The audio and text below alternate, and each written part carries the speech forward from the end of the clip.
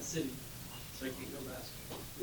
So they're asking us to find the rate of change of the angle of elevation of the camera shown at 10 seconds after liftoff. Okay, so in physics, whenever you talk about an angle of elevation is always the angle described by some line of sight, or some line. It could be it doesn't have to be a line of sight. It could be a cable or whatever it is with the horizontal though. It's an angle relative to the horizontal. So a television camera at ground level is filming the liftoff of a space shuttle that is rising vertically according to the position equation, S equals 50t squared, where S is measured in feet and t is measured in seconds. Camera is 2,000 feet from the launch pad. Okay? All right, lots of stuff going on. Got a good picture though. So what's step one? Snapshot. Good. So we need our snapshot values.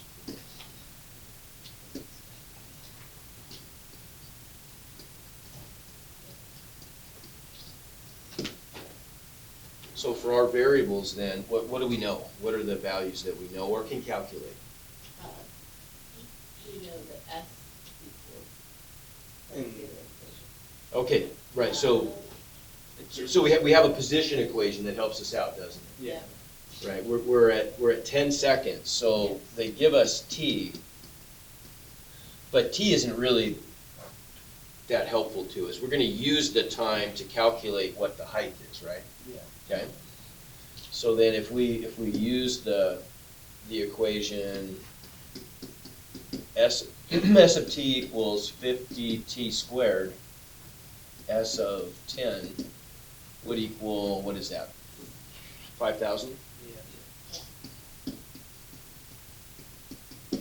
Okay, so we know then that our snapshot here is S equals 5,000 feet. Okay, what else? Camera is 2,000 feet. Okay, that's given to us. That's not a variable though, is it? Right, No. so we'll leave that as a constant. And that's part of our triangle, which is helpful, right, that right triangle. Anything else we know? Maybe we do equation.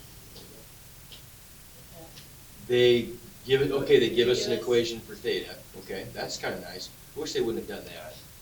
We don't really need that. We should be able to figure that one out.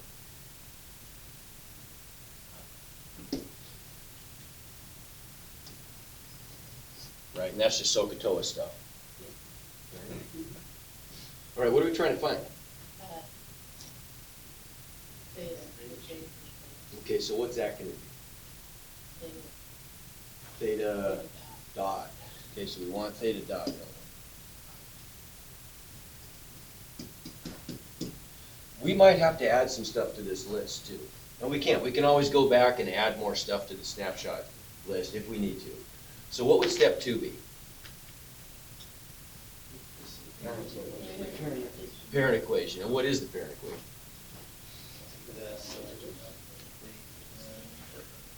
Yeah. Right, that. We want the equation that's relating S's and thetas, right?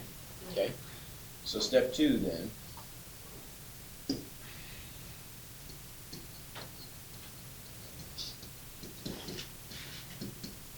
So parent equation, we know tangent theta equals S over 2,000. That's an S, not a 5. S over 2,000. Okay, that seems good. Now what? Differentiate, right? So now we want to differentiate to relate the rates, right? Okay, so there we go.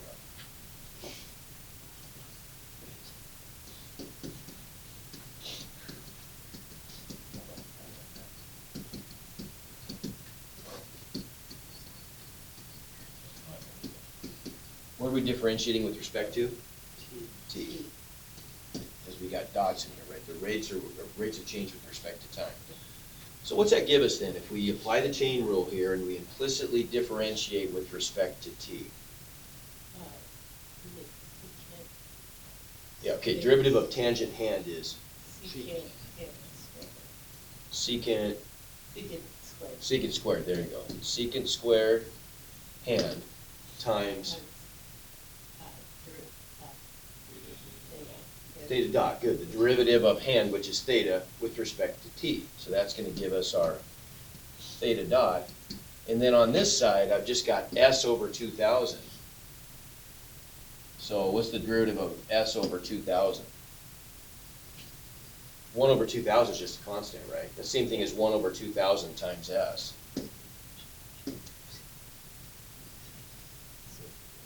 So what's that giving us?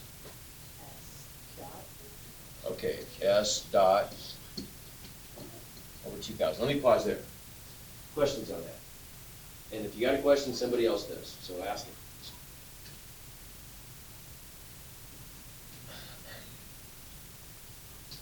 Okay. So now we would have to, we're trying to solve for theta dot and plug it in, but what's the problem here? We don't know S dot. Yeah, we don't know s dot, do we? And we don't know theta for that matter, okay? So we'd need to maybe add an s dot to that list. Well, how could we do s dot? You have the equation S equals to. Okay, right, so we know what s is relative to t, and we know that this snapshot is occurring at 10 seconds, exactly, right? So we could differentiate up here. What is the derivative of s with respect to t? Right, 100t, yeah, 100t, right, good. So then we could add to that at 10 seconds. What is s dot? 1,000. Yeah, what would the units be? If we want to include feet. Good, we're measuring lengths in feet and time in seconds, it looks like, right? So feet per second. Okay, so that's helpful. Now we know s dot. That's good. What about the theta, though? What could we do there? We got a couple options. Somebody help me out here. Somebody do help me out. Yes, sir. So you use that original tan figures, but it switches so it's like arctan. You could. So there's option one. We could go up to our parent equation, and we could solve this for theta. That's the same thing as saying theta equals arctangent of s over 2,000, and I know the value of s, don't I? Yep. Right, so that would just be the arctangent of 2/5, and so we could just do that. That's just a number, isn't it? If I write that up here in my snapshot values, if I include that,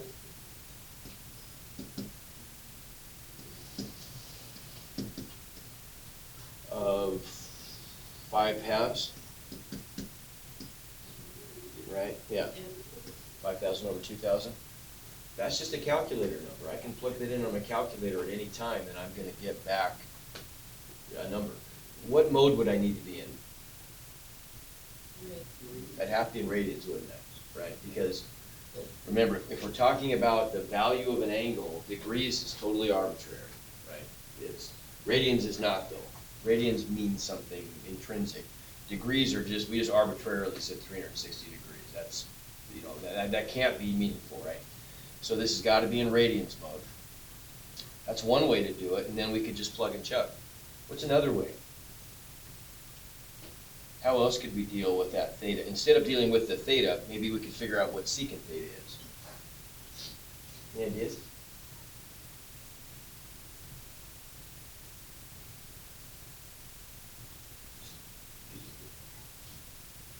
Use a triangle. Use the reference triangle, right? So we've got this triangle up here. At our snapshot in time, what are the values of the sides of that triangle, right? So let's make our little triangle, a right triangle. At t equals 10 seconds, what do we got? We know that the adjacent leg to theta is 2,000. At that time, we know the height is 5,000, and so the hypotenuse is just going to be the square root of 5,000 squared plus 2,000 squared, right? So what's that going to be?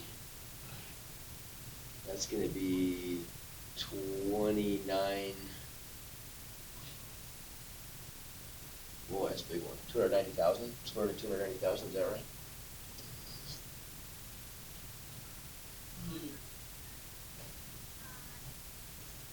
Some big number. What is that? Somebody with a calculator. What is 5,000 squared plus 2,000 squared.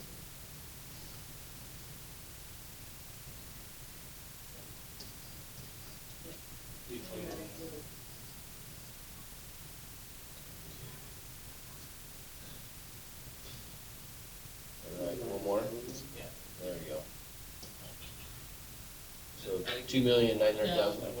29. One more zero, oh, I forgot a zero. Yeah.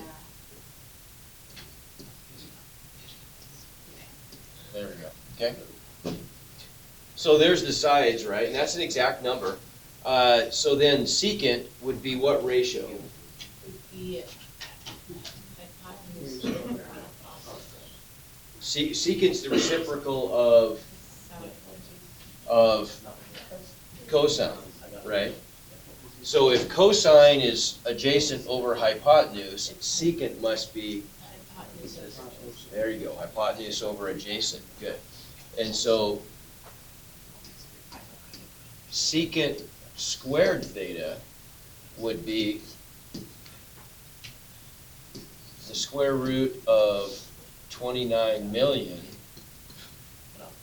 divided by 2,000 squared. Well, that's just gonna give me 29 million on the top, right? And on the bottom, I'm gonna get, what, 4 million? Yeah. So we can just cancel. So we're just getting 29 fourths, Then they cross the line. right? Did we get that right? Yeah. 49. 29 fourths, okay. And so then if we plug all that stuff in, now we just have to plug and chug, right? So we'll take,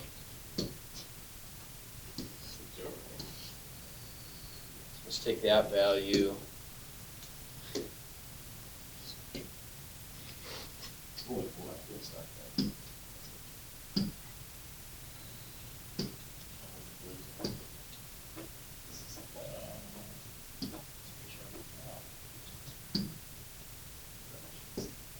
Just can't do it that way.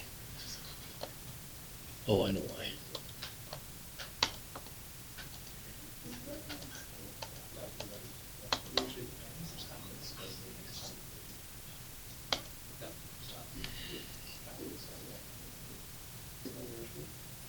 So if we were to solve for theta dot then, theta dot is gonna be equal to S dot over 2,000 divided by secant squared, which is really just the same thing as times cosine squared. But we're just flipping that ratio anyway, aren't we? Right, so when we plug in our values, we're gonna get S dot, which was 1,000, correct? Yes. 1,000 divided by 2,000 times the reciprocal of secant, that was So 29 fourths, so it's 4 29ths, We were so. if I flip that fraction. And so then what are we getting here? So we've got 2 on the bottom, I can make that a 1 and that a 2, so I get 2 29ths. What would the radians be? Or what would the units be? Whoops. Radians per second, there you go. Okay, make sense? Okay. Now, that's kind of I think that's sort of a tricky one. That's a pretty hard problem because there's quite a few layers to that. I mean, you gotta see, the key really is that they're giving you this part, right? They're giving you that position function that allows you to calculate velocity, your rate of change of height and height. Okay, I want to do maybe just, let's do one more, and then I'm gonna give you a day, Monday I'll give you a day to work on this stuff and just get questions answered. I'm gonna skip this one, let's do this guy. This is a pretty good one. This is a standard, you see a problem like this in first year calculus always. There's a reason this one's given. The sand and gravel sand is falling off a conveyor and onto a conical pile at a rate of 10 cubic feet per minute. The diameter of the base of the cone is approximately 3 times the altitude or the height of the pile, right? At what rate is the height of the pile changing when the pile is 15 feet high? Okay, so what do we want to do with this? Snapshot. So we need a snapshot. And would a picture be helpful here? Probably. Yes, very helpful, right? And I just, happen to have, what are the odds, just happen to have a Wow, picture he here. just happens to have Yeah. one. Okay, so we wanna, with our picture, we'd wanna divide, well, we wanna choose variables that represent what's going on. And it's, different people might choose different variables. I chose Y for the altitude, and I chose X for the radius, and there's the D just represents diameter. So there's our beautiful conical pile, okay? We know that for a cone, for a right circular cone, the volume, do you remember that one? Yeah. 1/3 It's been pi a r while. squared h. Okay, this is an easy one to remember. This is really interesting. I don't know if it's really interesting, but it's kind of something that I think it's kind of interesting. That's 1/3 of what? I mean, A cylinder. It's 1/3 of a cylinder, isn't it, right? So if you took, like, imagine you had a metal cylinder, and somehow you carved out a cone from the bottom of that, right? The cone represents 1/3 of the volume, and then if you took the top and flipped it over, it'd be like a bowl with, with conical indentation in the top. That's 2/3 of the volume. 1/3 is the conical plug, and 2/3 would be the leftover cavity, right? Okay. So there's our picture. Let's write down our snapshot values then, right? So what are our snapshot We values? know Y is 15. Okay, so we know Y is 15. And what are our distances or lengths are measured in Feet. feet? Okay. And what's time being measured in? Minutes. Minutes. Okay, so as long as we stick with that, we can just suppress the units, right? So Y is 15. What else do we know? We know that 10. D is 3 times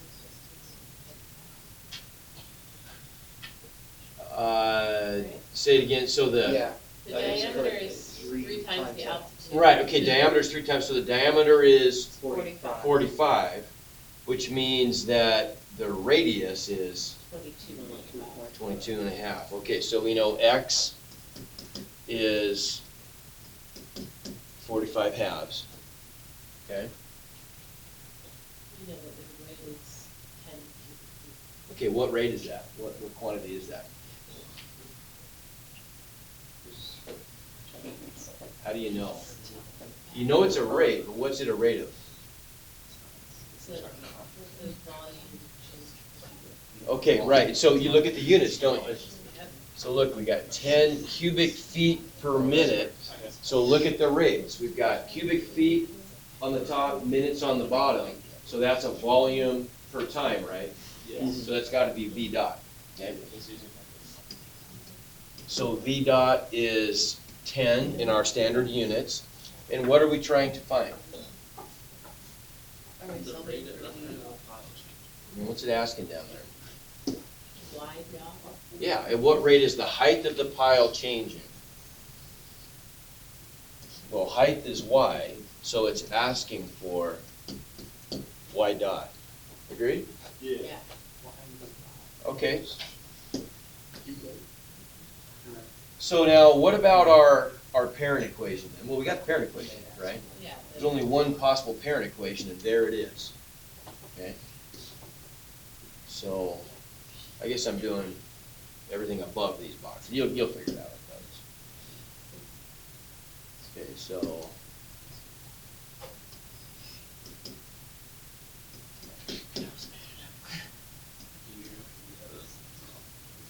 Okay, so now what?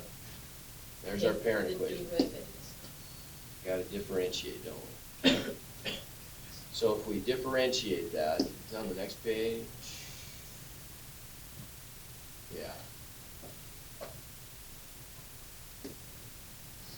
And I have this organized. At least I'm doing it here. Looks like you have the same one. That's fine, we can do it here. So V equals pi thirds r squared h. So now if we differentiate with respect to t, what's that gonna give us? V Dot. V dot equals, we'll just leave the pi thirds out front. Yeah. Okay, now, what's going on here? Yeah. I got a product, don't I? So I've got two variables there, so I've got a product. So you have 2R H. Okay, so I've got to do the first thing times the derivative of the second plus the second time, either order. Yeah. So if we do r squared times, what's the derivative of h here? H dot. H dot, because we're differentiating with respect to t. So I get r squared h dot plus h times 2r. 2r dot. Very good. Okay. All right, so if we compare that to our list of snapshot values, what's the dilemma here? Is HY, Oh, did I say h on this one? yeah, Oh, yeah, gosh. okay. Okay, I need to, yeah. Here, so we need to fix that. We called them x's and y's, didn't we? So Yeah, ours should we be, we need to fix that. So ours, this is the general equation. So for us, that becomes f equals pi thirds x squared y, right? So then that means this should be an x, and that should be a y. X squared y dot. And this should be an x, whoops. That should be, well, that's a y. Yeah.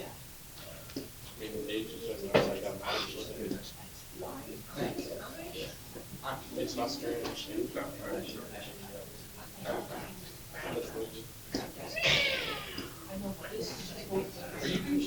Okay, does that look good? That fix it? Yeah, Okay. okay. So now look at our snapshot values. What's the problem here? We don't have X dot. Everybody see that? We got everything ticked off there. We got y, x. We're looking for y dot, but we don't have x dot, right? Correct. So what are our options here? I mean, we could force this to work.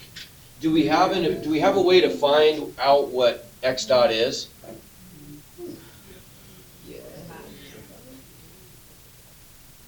I mean, we know that we have this other equation that we could use, and I'm telling you right now, this is not a good idea. We're gonna come up with a better plan, right? But this is something we could do, right? If we know that the diameter of the base is approximately 3 times the altitude, well, that gives us an equation, doesn't it? That tells us that we have this other equation, 2x equals 3y, Yeah. right? So I could differentiate that with respect to t. Everybody see that? And I could come up with 2x dot equals 3y dot, But right? trying to solve for y. Exactly. And then I know that x dot, you're right. I know x dot equals 3/2 y dot, and so where I have an x dot, I could plug in a 3/2 y dot, right? Yeah. Okay, but my point here is that we have taken a wrong turn, right? It would work, but is there a better, could we have been smarter about this? Probably. What caused us to have all these problems? Based on the fact that it says a wrong term. Yeah, there you go. Yeah. The 3x. Where did this thing go south on us? When Andrew told us where to go. That's fair. That is very fair. Is true. But in fairness, I asked, and when we differentiated this, what made this more complicated was the fact that it was a product, right? Product of 2 independent variables, right? Wouldn't it have been easier if we could have done a little bit of work up front and written our parent function, our parent equation in terms of a single variable? V is a function of either x or y, which we could do, right? We could go back, if we know that we have this secondary equation that's relating x and y, why couldn't we make a substitution there, right? Yeah. We want to be working in terms of y's here, don't we? Right? Because we're trying to find y dot and we have information about y. Agreed? Yeah. Okay? So we should be able to go back here and then just say, let's solve this thing for x. If I solve this for x, we just get x equals 3/2 y. There's our substitution equation. And so when we have our volume up here, we could substitute for x and write it in terms of y, couldn't we? Yeah. Okay? This is a big deal in math. This is always really helpful to do. We always want to try to, when we're doing related rates problems, or even more importantly, next chapter, when we do optimization problems, it is always in our interest to write our function as a function of a single variable if we can. It makes the calculus a lot easier. In future years in calculus, you're going to be faced with situations where you can't do that, where you have to do multivariable calculus based on the problem at hand. Sometimes it's inherently a multivariable calculus problem, but this one doesn't have to be, right? This could be a single variable calculus problem. So let's try this again. Our snapshot values, I can just copy those. I want to get a clean page of notes with all the right stuff on it now.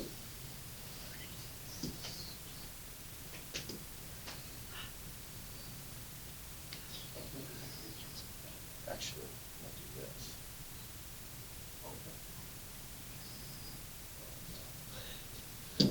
That's the weirdest looking cutout I've ever in any of my classes. Whoa.